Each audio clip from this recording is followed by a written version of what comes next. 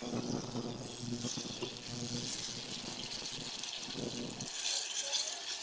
na natin yung hipon, guys.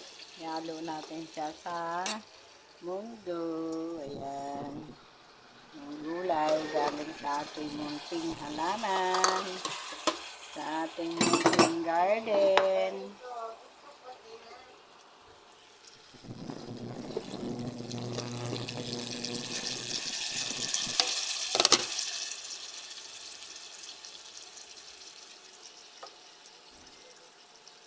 Ito muna natin yung hipon.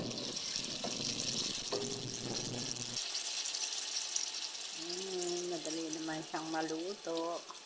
At mamaya ihalo na natin siya sa mundo, guys. Ang bango-bango.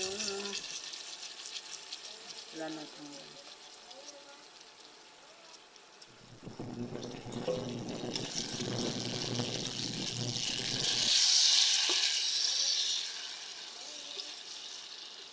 ang bango.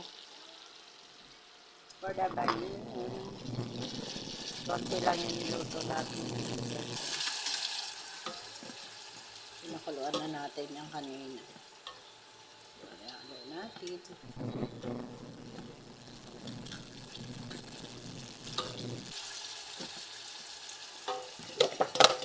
Ito naman, may nakuha tayong halaman na talim natin sa taas. Ayan. Halo-halo na yan, guys. May malunggay, may alugbati, dahon ng kalabasa, at meron pa ako nakuha isang okra. Ayan. Ihalo natin sa kamay.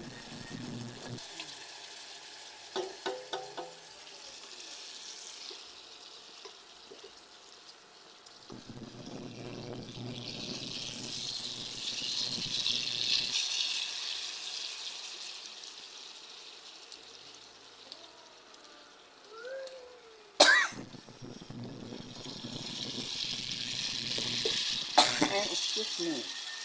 Ba yan?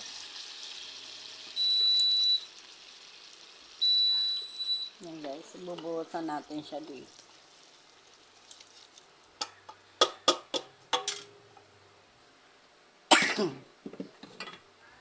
Tapos isasalang natin siya.